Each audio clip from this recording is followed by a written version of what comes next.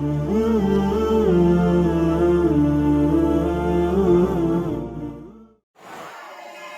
menerapkan syariat Islam dengan regulasi syariat Islam. Tidak akan mungkin Aceh bersyariat kalau masyarakat Aceh gagal ilmu syariat fardu. Islam itu dimulai hidupnya dengan ilmu. Maka anak-anak kita sekarang mulai kita ajarkan baca Al-Quran cara salah. Itu menjadi langkah awal yang penting untuk lanjutannya kepada ilmu-ilmu fardu. Maka Rasulullah mengingatkan kita. Itulah makna dari hadis Rasulullah, likulli syai'in tariqun wa tariqul jannah ilmu. Semua ada jalan. Jalan ke surga adalah ilmu. Tak punya ilmu, tak punya jalan ke surga. Miskin ilmu menjadi miskin abadi. Miskin harta hanya miskin sebatas nyawa masih bersama di dalam tubuh. Kalau kesadaran ini kita miliki lewat acara-acara yang seperti ini, tumbuh sebuah keinsafan dan kesadaran, maka itu awal dari keberuntungan dalam hidup ini. Kalau tidak, sebaiknya tidak pernah dilakukan oleh ibu. Menakutkan sekali. Kita belum tahu apa yang akan terjadi. Sehingga Rasulullah mengatakan, kalau kamu di dunia ini susah, tidak ada arti apa-apa kesusahan dunia. Tetapi yang sangat susah adalah akhirat. Kalau kamu di sini senang, tidak ada artinya kesenangan dunia, hanya sebentar dan sedikit. Yang sebenarnya kesenangan adalah akhirat. Tidak ada jalan lain selain daripada menjadikan agama sebagai kehidupan yang dimulai oleh modal menyukseskan ilmu ukuran fardu. Jangan tergoda dengan kesenangan-kesenangan dunia yang sementara sehingga lupa akhirat.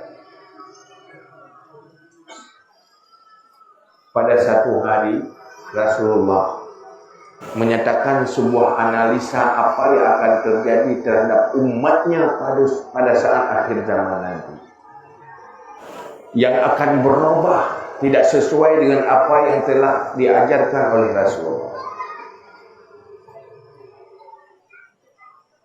di mana berubah orientasi dan kesenangan. Orang yang beriman, kesenangannya dan orientasinya berbeda kalau imannya berfungsi. Dulu Rasulullah bisa merubah generasi sahabat yang sebelumnya hanya cari makan, sebelumnya hanya tugasnya melahirkan keturunan, orientasinya bagaimana masa depan lebih mapan, fasilitas hidup lebih sempurna.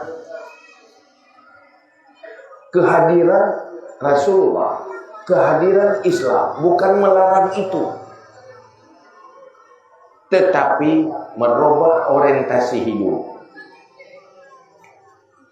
Dunia ini bukan untuk dunia. Dunia ini baru beruntung apabila kehidupan dunia bisa jadi modal untuk masuk surga. Sehingga hari-harinya mengingat Allah, hari-harinya selalu beribadah kepada Allah, karena Allah lah yang mampu menyelamatkannya dari neraka dan masuk surga. Hari-harinya mengingat kesalahan dan bertobat dari dosa. Hari-harinya tidak cuma mengingat masa depan hidup, tetapi mengingat masa depan mati. Bagaimana mati itu harus sukses. Hidup yang sukses kalau bisa membuat mati itu mati sukses. Tapi kalau mati gagal karena hidup itu gagal, hari-hari berpikir bagaimana kuburan jadi kebun surga. Itulah masa depan abadi. Sehingga Rasulullah menyatakan, sayati zamanun ala ummati yuhibbunal khamsa wa yansawunal khamsa. Pada satu saat nanti umatku menyintai 5 perkara dan melupakan 5 perkara. Kita bisa mengukur untuk diri sendiri. Satu saat umatku berubah, rusak. Dia menjadi generasi yang cinta 5 perkara tapi lupa 5 perkara. Pertama, kata Nabi, yuhibbunal haya wa yansawunal maut. Mereka cinta hidup, lupa mati.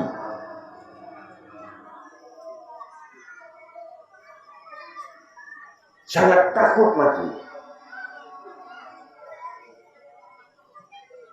Ingin hidupnya, maunya 1000 tahun. Yu'ammiru al-fasana. Kalau bisa hidup 1000 tahun bahagia sekali. Jadi ingin berpikir tentang hidup masa depan. Nah, bagaimana untuk selamat jangan mati masa depan. Jadi berpikir tentang hidup. Apa yang saya makan nanti waktu tua.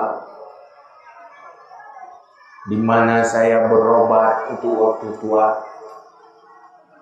Yang berpikir seakan-akan hidup itu pasti, tetapi mati terlupakan. Padahal masa depan hidup itu tidak pasti, tapi mati di depan itu sesuatu yang pasti. Siapa di sini yang jamin bahwa tidak mati ke depan? Siapa yang bisa menghalangi mati? Tua saja nggak bisa kita halangi. Ya kan, kita maunya gadis terus, yang perempuan, maunya yang muda terus, inilah, jadi ABG terus lah maunya, jangan tua-tua, tetapi tetap tua. Hari-hari style diri ya, duduk make up di depan cermin, style supaya jangan tua, tapi tetap tua. Jangan kan lihat orang kita, lihat anak aja udah tua. Gak bisa tahan tua. Mati seperti itu bro.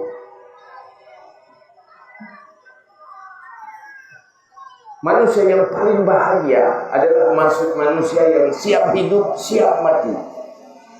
Manusia yang paling celaka, mati tidak siap, hidup juga tidak siap. Ada orang bertanya, bagaimana pengalaman hidup? Hidup saya dari kecil menderita terus. Ada aja masalah, sampai tua susah terus. Nerimanya aku sampai tua aku susah, aku terus. Hantam tenang. Kalau gitu gimana? Mati aja, mati juga takut. Hidup tidak siap, mati tidak siap. Tidak begitu orang beriman. Kalau benar-benar beriman, pasti jadi manusia. Hidup siap, mati siap, susah siap, senang siap, semuanya siap. Itu fungsi iman. Tidak ada istilah putus asa. Sepahit apapun bisa dihadapi dengan senyum.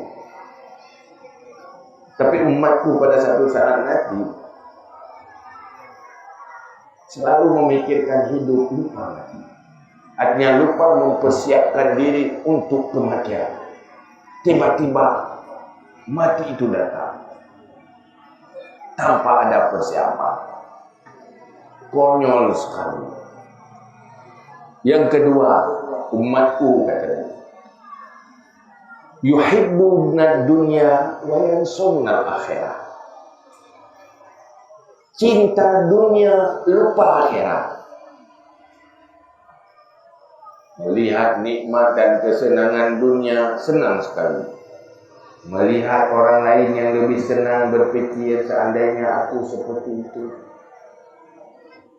Itulah terus menerus, selalu lihat orang yang lebih senang, selalu menghayal andai aku seperti itu. Yang kurus lihat orang gemuk, seandainya aku gemuk tidak kurus begini. Yang hitam lihat orang putih, seandainya aku putih tidak hitam begini. Yang pendek lihat orang yang tinggi, seandainya aku tinggi tidak pendek seperti ini.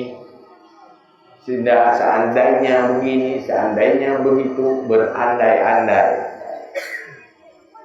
Selalu mengeluh terhadap nasib diri sendiri.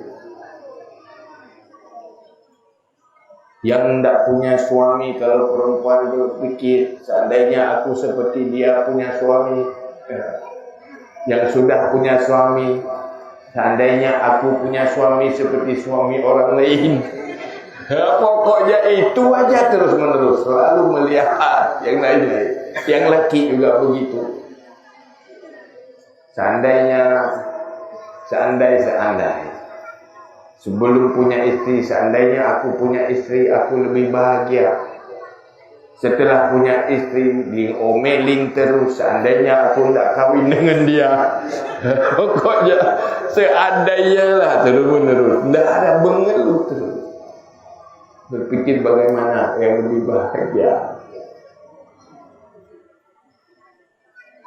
Tidak pernah berpikir seandainya aku jadi penghuni surga. Bagaimana aku kalau jadi penghuni neraka? Seandainya kuburanku bukan lubang neraka, tetapi tempat ruang tunggu menuju surga, menjadi kebun surga. Itu tidak diandai-andai. Terlupakan akhirat. Akhirat kapan awalnya? Saat tubuh meninggalkan nyawa. Itu sudah mulai kehidupan akhirat. Itu awal untuk menjalani selanjutnya. Ini coba tanya, hari-hari mulai bangun tidur sampai tidur lagi, yang dipikirkan apa? Cari makan kan? Cari rezeki kan?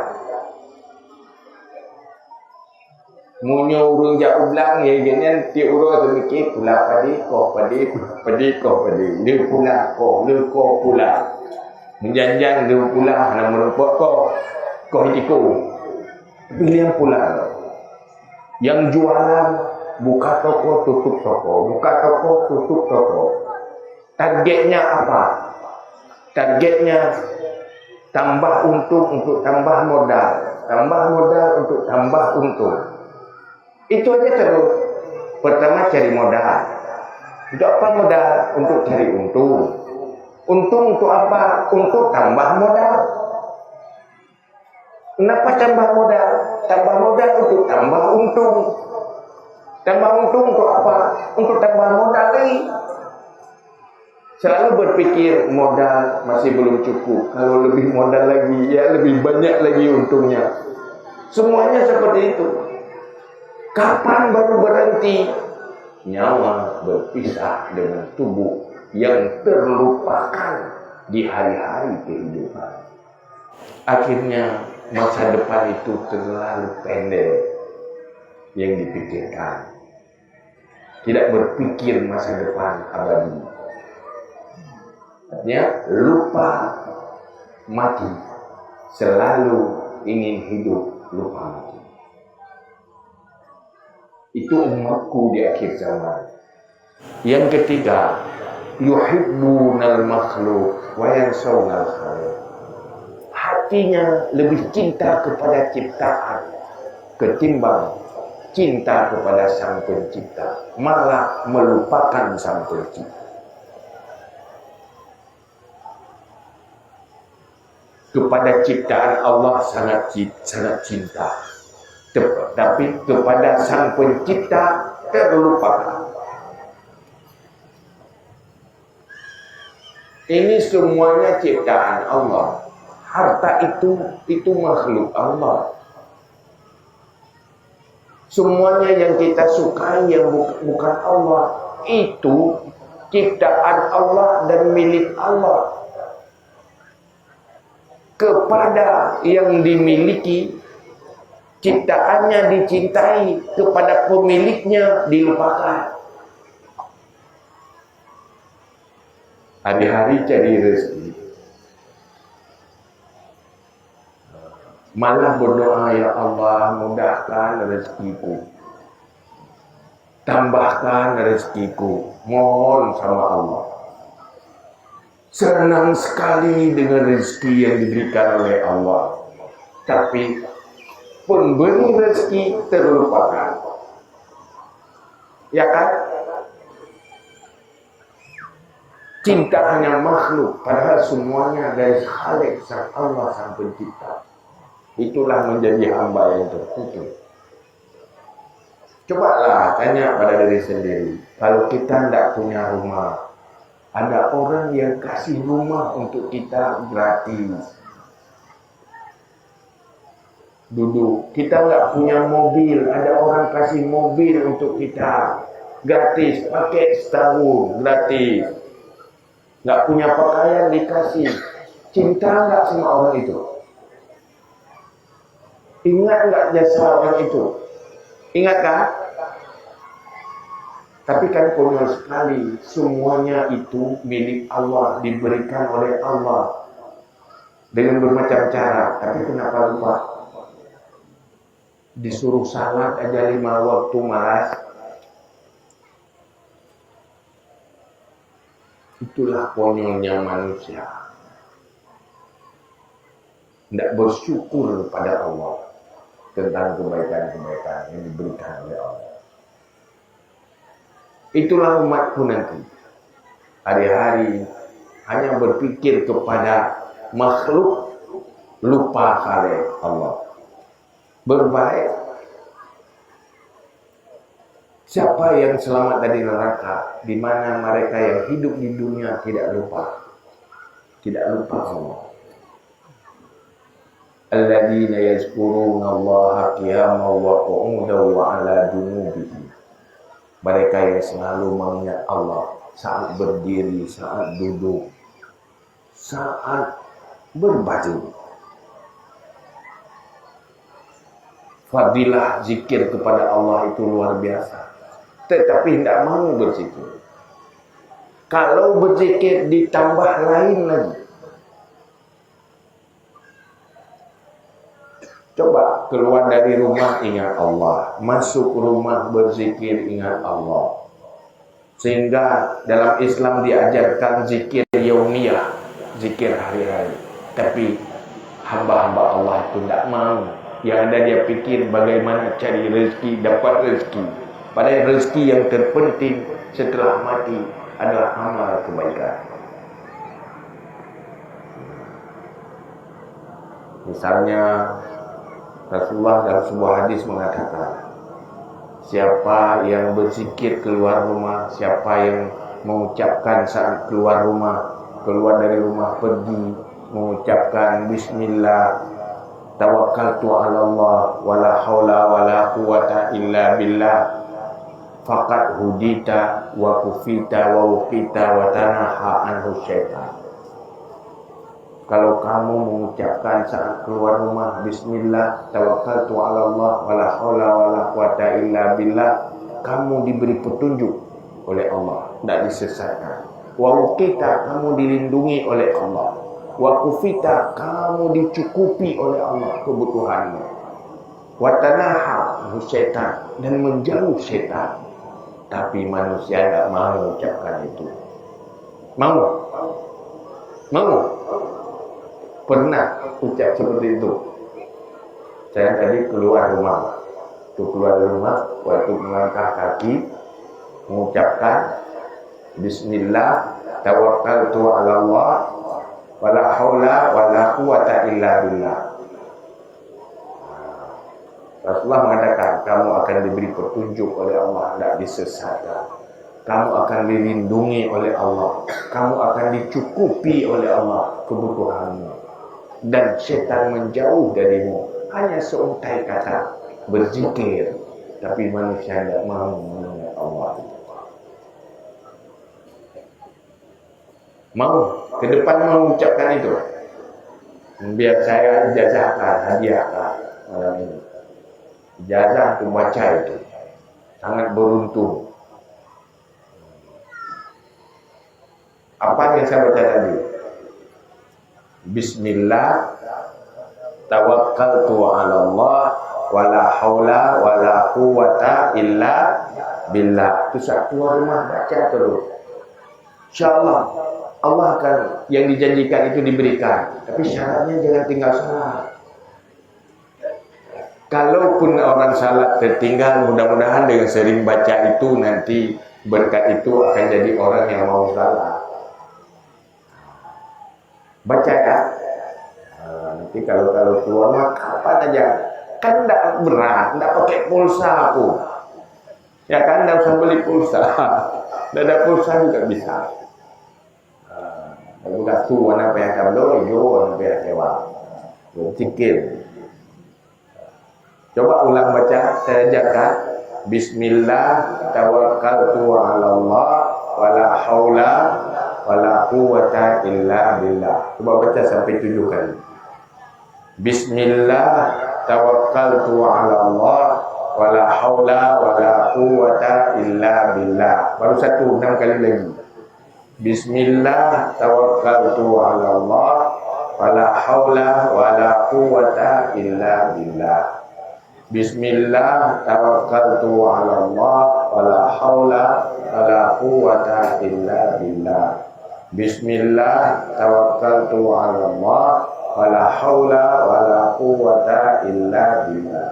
Bismillah, tawakkaltu ala Allah, wala haula wala quwata illa billah.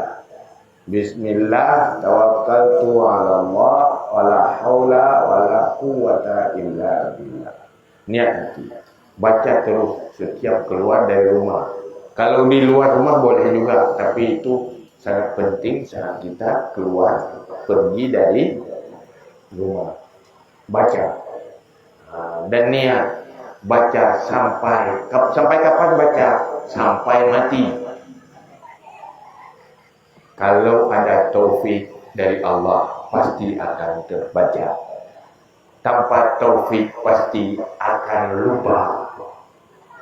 Nanti kamu udah lupa lagi ya. Nanti coba tanya sama sendiri, kamu ada baca?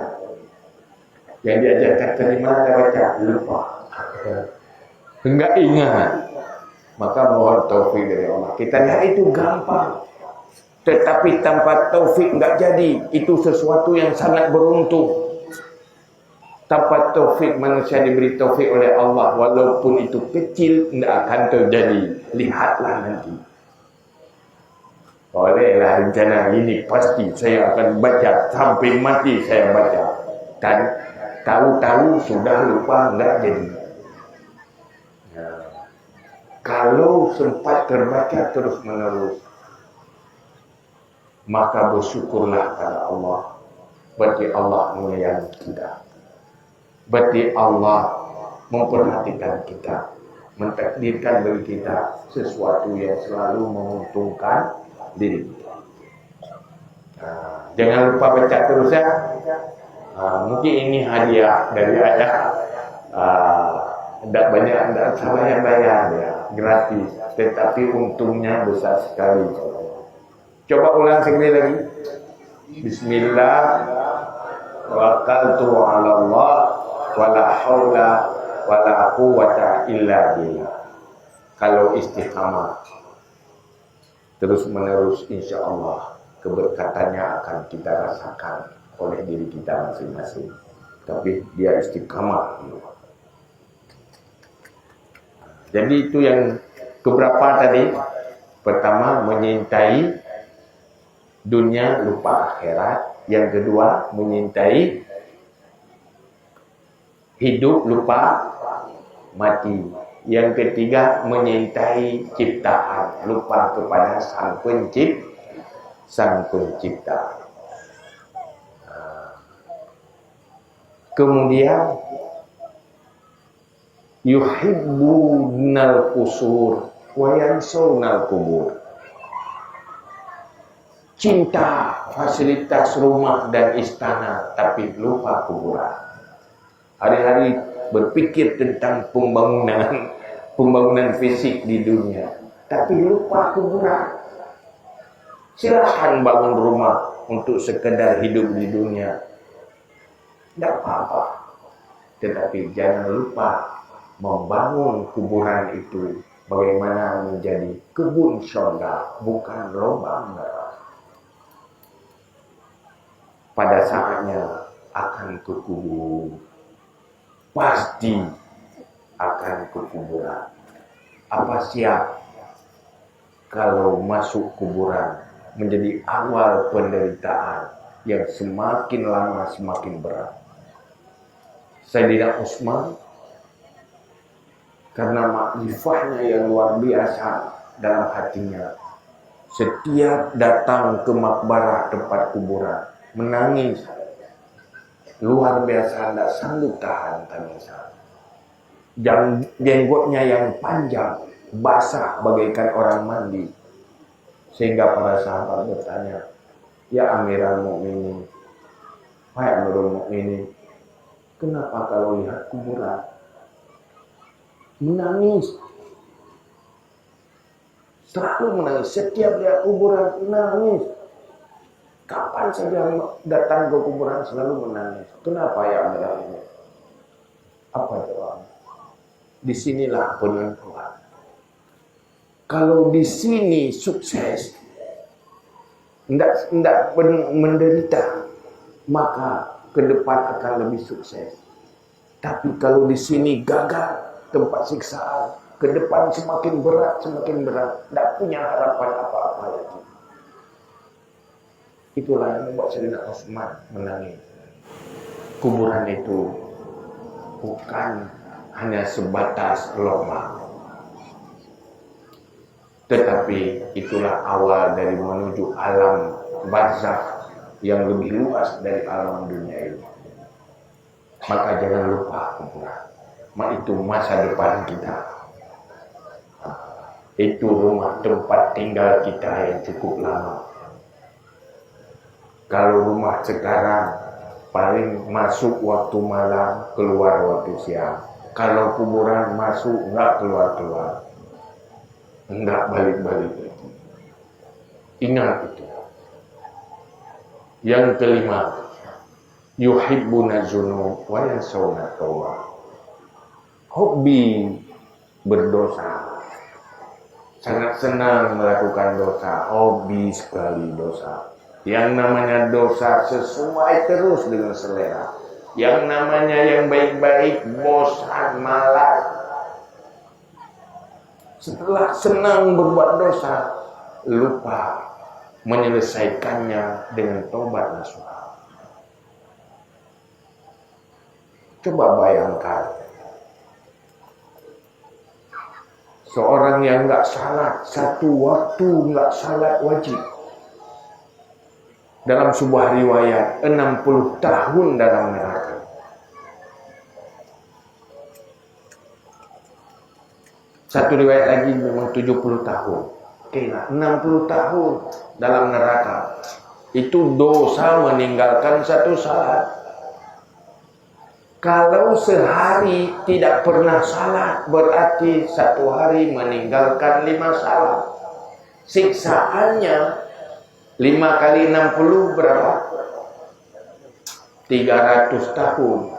Sehari hidup tanpa salat, harus bayar di neraka, menjalankan siksaan neraka 300 tahun. Gimana caranya? lakukan taubat nasuha di atas dosa-dosa besar, meninggalkan salat dan dosa yang lain.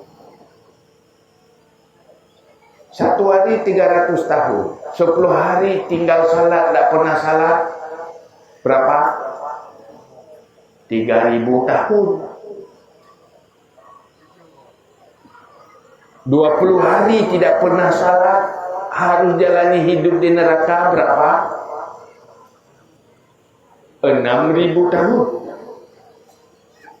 Sebulan tidak salat, 9000 tahun. Setahun enggak salah. Setahun enggak pernah salah. Harus jalani kehidupan siksaan neraka berapa? 9.009 berapa? 98 6.000 tahun. Setahun hidup di dunia tidak salah, harus tersiksa dalam neraka 96.000 tahun. Mau? Kalau mau berencana mau masuk neraka 9.000 tahun, nggak usah lah 98.000 tahun, nggak usah salat setahun aja. Kalau mau berapa? 300 tahun, 1 hari aja nggak usah salat. Coba hitung-hitung pakai kalkulator. Gimana caranya? Tubu ilallahi taubatan nasuha. Tobat kepada Allah, tobat nasuha. Itu belajar ilmu taubat. Bagi siapapun yang sudah terlanjur berdosa dengan dosa besar, entah dosa tinggal salah, dosa berjudi, dosa berzina, itu harus tahu ilmu tentang taubat nasuha. Wajib cari ilmu tentang bagaimana rukun dan syarat taubat nasuha. Belum tentu orang meninggalkan dosa taubat. Memang setiap orang taubat meninggalkan berbuat dosa, tapi belum tentu orang yang meninggalkan berbuat dosa sudah taubat. Kalau tidak cukup syarat dan rukunnya, itu wajib. Maka artinya apa? Tidak ada cara lain. Kalau sudah memang dilahirkan tanpa rencana dan sengaja kita, mau tidak mau harus selamatkan diri. Langkah pertama, carilah ilmu minimal ukuran fardu ain.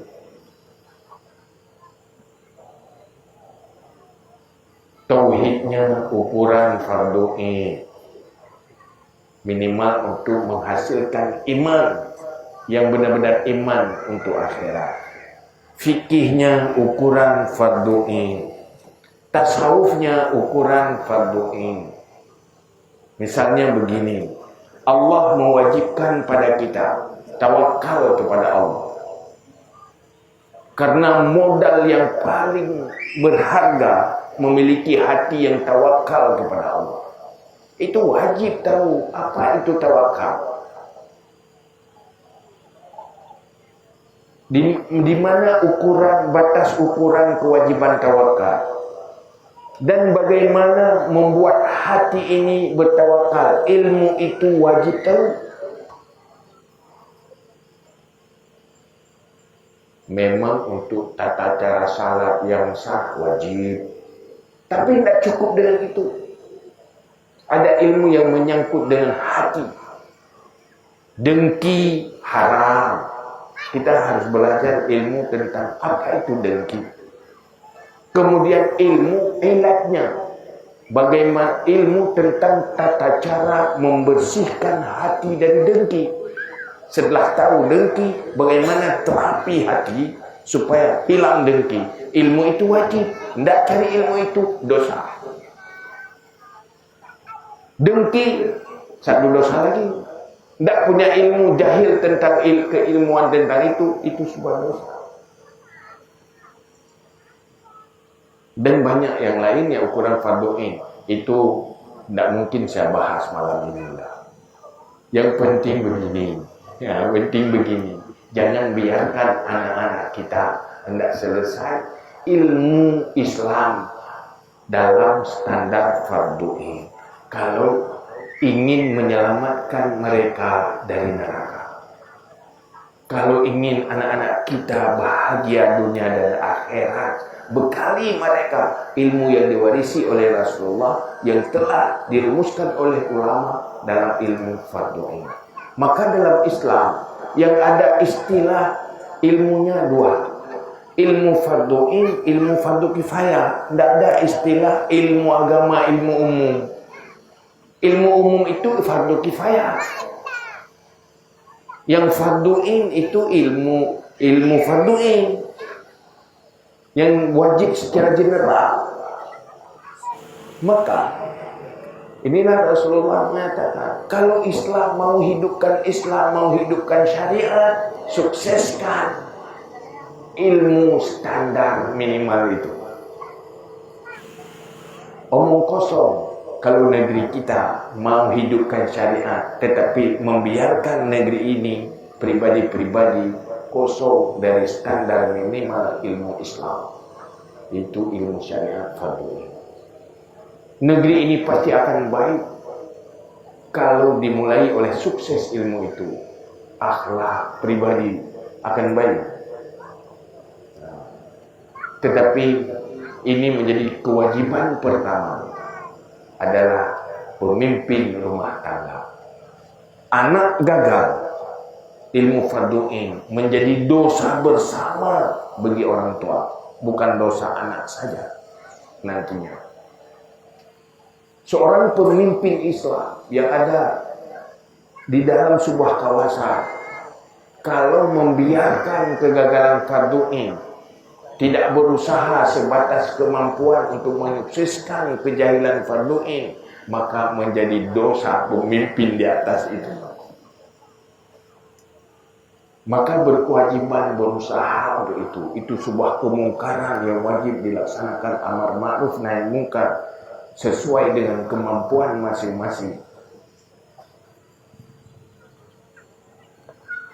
Maka ini yang mengerikan. Tidak boleh umat Islam berada dalam kebodohan dan kejahilan. Misalkan begini, anak-anak sudah bisa baca Al-Quran, alhamdulillah.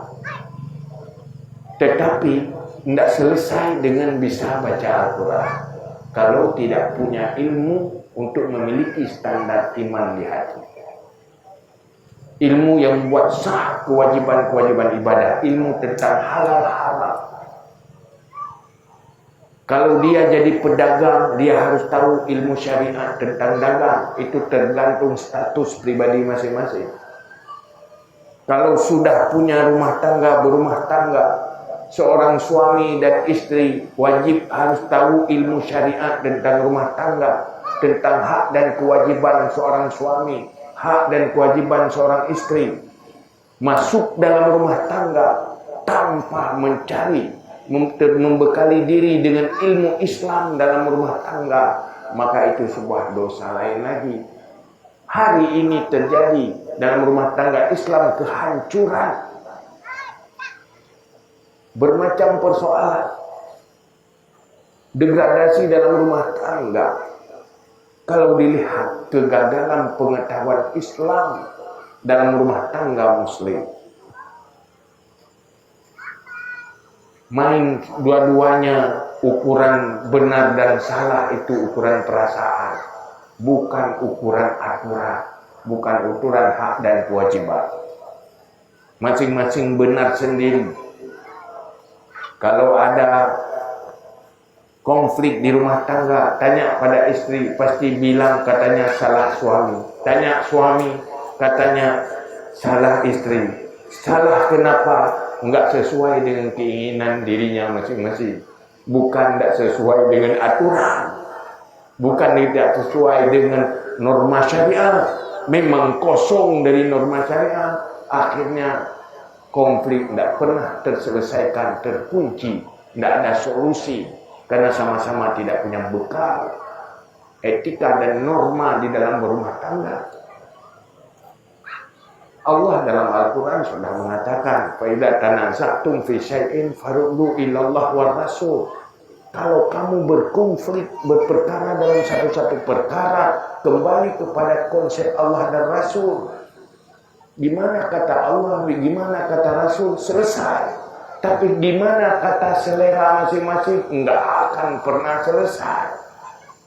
Akhirnya rumah tangga enggak pernah nyaman, konflik bersambung-sambung. Tidak selesai, saling menyalahkan. Tidak pernah ada yang merasa dirinya bersalah. Islam itu modal untuk dunia dan akhirat. Dunia jadi hidup teratur dan bahagia, akhirat juga jadi penghuni surga. Apa ruginya kembali kepada Islam? Itu nikmat dan modal terbesar.